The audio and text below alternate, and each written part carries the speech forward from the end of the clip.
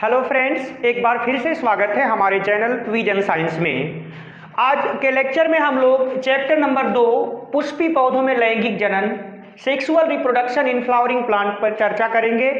इस अध्याय में आप लोगों को पुष्पी पौधों में यानी फूल वाले पौधों में होने वाली लैंगिक जनन की प्रक्रियाओं के बारे में बेसिक जानकारी देंगे तथा पुष्प की संरचनाओं का विस्तार में अध्ययन करेंगे। मैं आर.डी. वर्मा, जैसा कि आप जानते हैं, बायोलॉजी की क्लास आपको देता हूं। इससे पहले लेक्चर में आप लोगों ने अध्याय फर्स्ट यानी प्रथम में अलैंगिक जनन की संपूर्ण विधियों का विस्तार में अध्ययन कर चुके थे तथा लैंगिक जनन की कुछ बेसिक चीज़ों को जान चुके थे। तो आज का हमारा टॉपिक है पुष्पी पौधों में लैंगिक जनन। ये होता क्या है जान लें। पुष्पी पौधों का अर्थ होता है ऐसे कोई पौधे जिनमें पुष्प यानी कि फूल पाए जाएं, और लैंगिक जनन का अर्थ चैप्टर नंबर 1 से ही क्लियर हुआ था कि जब दो अलग अलग प्रकार के लिंग वाले जीवधारी आपस में शारीरिक मिलन करें, इसके निश्चित समय बाद केवल मादा जीव संतान की उत्पत्ति करे तो उसे लैंगिक जनन कहा जाता था। लैंगिक जनन में लोगों को कुछ कन्फ्यूजन होता है।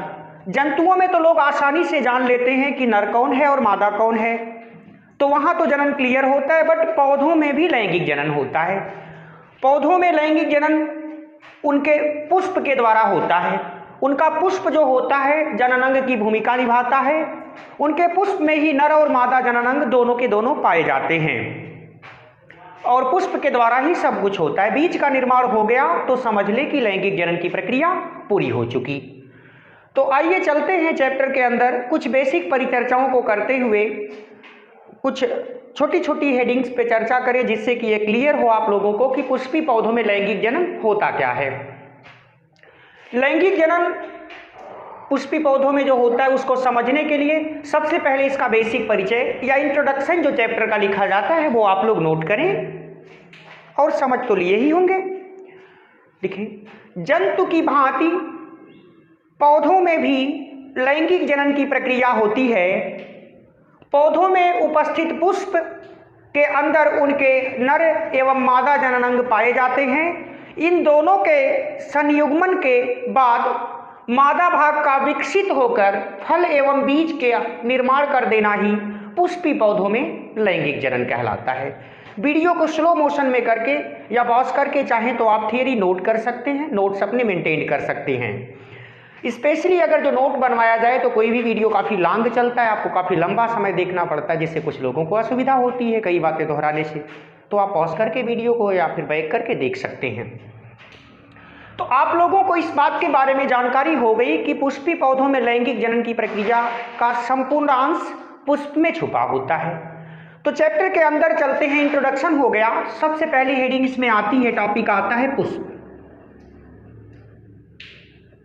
फ्लावर। पुष्प या फ्लावर होता क्या है ये जान लें। इसकी निजी अपनी थ्योरी क्या होती है वो जान लें। किसी भी पौधे के प्रारोह भाग के रूपांतरण से, प्रारोह का मतलब ऊपरी सिरा जो होता है जिसको लोग फुनगी कहते हैं, कोमल मुलायम शीर्ष। फिर से केयर करें, किसी पौधे के प्रारोह भाग के रूपांतरण से बने सुंदर, कोमल, मुलायम व सुगंधित भाग को पुष्प कहा जाता है।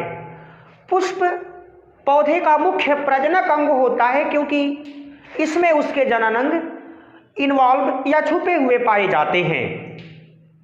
यह था पुष्प का परिचय। पुष्प की संरचना जो होती है उसके अंदर उसके प्रमुख भाग होते हैं और संरचना को पढ़ने के बाद पुष्प का डायग्राम बनता है। उस डायग्राम में सारे भागों को दिखाया जाता है। इसलिए सबसे पहले इसके बाद हम पुष्प की संरचना टॉपिक का अध्ययन करते हैं। समझ गए होंगे, दोबारा सुन सकते हैं। पुष्प की संरचना,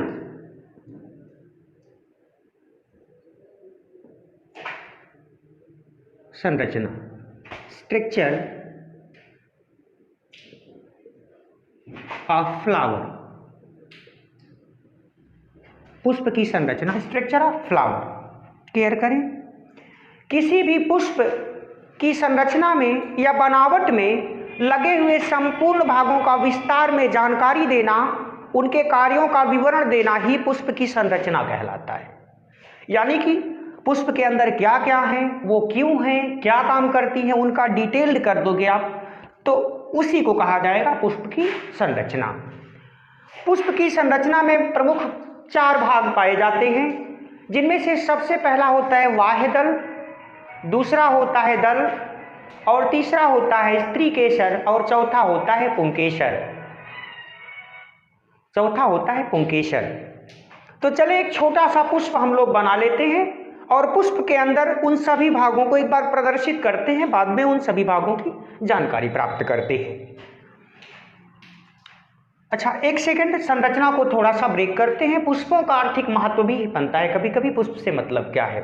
तो इससे पहले हम लोग संरचना से पहले पुष्प का आर्थिक महत्व पढ़ लें, क्योंकि संरचना लंबी जाती है, उसमें ढेर सारे भाग हैं, उनके अंदर भी और भाग हैं, उनका विवरण है। तो पुष्पों का आर्थिक महत्व जान लें, या पुष्प का महत्व, इंपॉर्टेंस ऑफ फ्लावर। देखिए, पुष्प एक मनमोहक, सुगंधित व सुंदर भाग है, जिसका उपयोग विभिन्न प्रकार के सांस्कृतिक कार्यक्रमों जैसे शादी, विवाह और बर्थडे वगैरह में सजावटी या सुंदरता को बढ़ाने के लिए किया जाता है, तथा विभिन्न प्रकार के पुष्पों का उपयोग औषधि के रूप में भी होता है। कुछ पौधों के पुष्प का उपयोग भोजन के रूप में भी होता है। जैसे आप लोगों ने कूली फ्लावर यानी गोभी के बारे में सुना, वो भी एक टाइप का पुष्प है, भोजन के रूप में यूज होता है। इसके बाद सन आता है, जिसको सनई कहते हैं, उसके पुष्प का भी यूज भोजन के क्षेत्र में होता है, तथा कुछ पुष्पों से औषधियों का निर्माण होता है। इसी प्रकार से इसका औद्योगिक महत्व या सामाजिक महत्व बहुत ज़्यादा होता है। सजावट के लिए यूज होता है, किसी की मृत्यु हो जाए तो वहाँ भी इनका यूज होता है, औषधि के लिए, भोजन के लिए कई क्षेत्रों में यूज होता है। इंपॉर्टेंस आप जान लिए। इंपॉर्टेंस के बाद अब हम लोग पुष्प की संरचना का अध्ययन करेंगे। पुष्प की संरचना,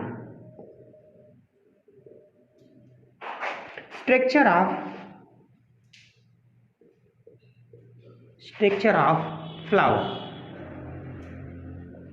देखिए, अब भी मैंने बताया, इससे पहले फिर से दोहराव करें। किसी पुष्प में लगे हुए विभिन्न प्रकार के भागों अथवा अंगों की संरचना, कार्य आदि की संपूर्ण जानकारी को प्रस्तुत किए जाने को ही पुष्प की संरचना कहते हैं। यानी उसके अंदर जितने भी भाग हैं, उन भागों का कार्य क्या है, वो किस प्रकार के होते हैं, कितने टाइप के हो सकते हैं, उन सभी की विस्तृत जानकारी को दिया जाए जिस हेडिंग के माध्यम से, उसी हेडिंग को कहा जाता है स्ट्रक्चर ऑफ फ्लावर, पुष्प की संरचना। इस संरचना को समझने के लिए हम एक पुष्प का डायग्राम बनाते हैं। उस डायग्राम में इनके कुछ प्रमुख अंगों का प्रदर्शन करेंगे, जिसके माध्यम से आप आसानी से फूल को देख के जान सकते हैं कि कौन मेल पार्ट है, कौन सा फीमेल पार्ट है, कौन और कोई पार्ट है, बाह्यदल वगैरह है, सब जान सकते हैं। तो ये इंग्लिश को थोड़ा सा मिटाते हैं, वैसे भी हम लोग हिंदी मीडियम पढ़ रहे हैं, बस थोड़ा सा लिख दिया जाता है कभी कभार। चले, सपोजली मान लीजिए कोई पुष्प है,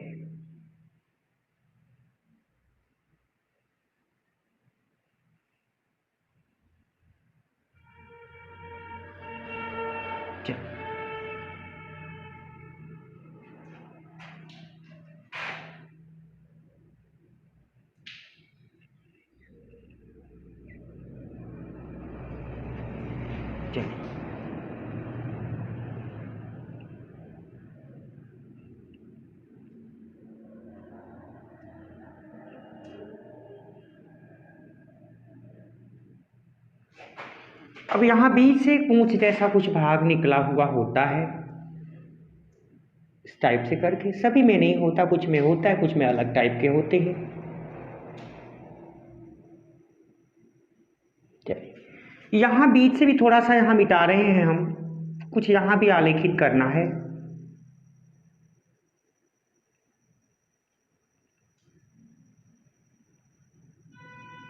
मतलब ये सेंटर तक जाता है, बस प्रदर्शित करने के लिए बनाया जा रहा है। आवश्यकता पड़ेगी तो दूसरे टाइप के पुष्प बना दिए जाएंगे, आज बस बेसिक परिचय के लिए बना रहे हैं। चलिए देखिए, ये जो नीचे वाला भाग होता है इसे हम लोग कहते हैं वृंत, पुष्प वृंत या डंठल लोग कहते हैं। और ये जो हरे रंग का कैप जैसा होता है जिसमें फूल लगता है इसको हम लोग कहते हैं बाह्य दल। बाह्य दल। और ये जो पंखुड़ियां होती हैं रंगीन सी, इनको हम लोग मतलब कहीं कहीं ऐसे लिखते हैं, बना देते हैं। इसे कहते हैं दल, कहीं कहीं दल पुंज भी लिख के मिलेगा। और ये जो बीच वाला भाग होता है ये स्त्री केसर होता है,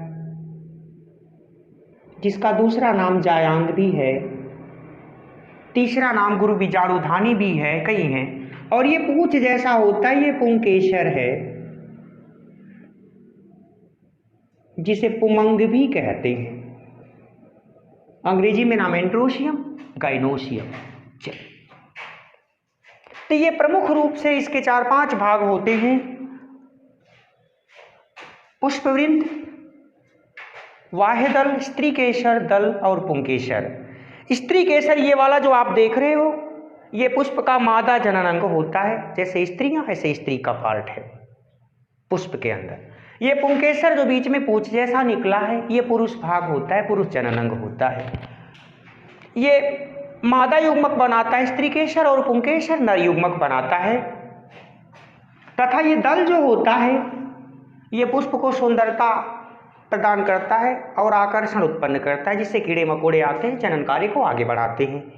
और बाह्य दल जो होता है ये पुष्प में पोषक पदार्थों की सप्लाई करता है, पुष्प को सुरक्षा और आधार देता है। और पुष्पवृंत जो होता है टहनी को पुष्प से जोड़ता है या पुष्प और टहनी को आपस में जोड़ता है, ये काम होता है। तो ये थी पुष्प की संरचना के बारे में जानकारी। ये प्रमुख भाग होते हैं। इसके आगे की जानकारी या इसका अन्य सभी पार्टों का डिटेल जो होता है अगले वीडियो में शेयर होगा।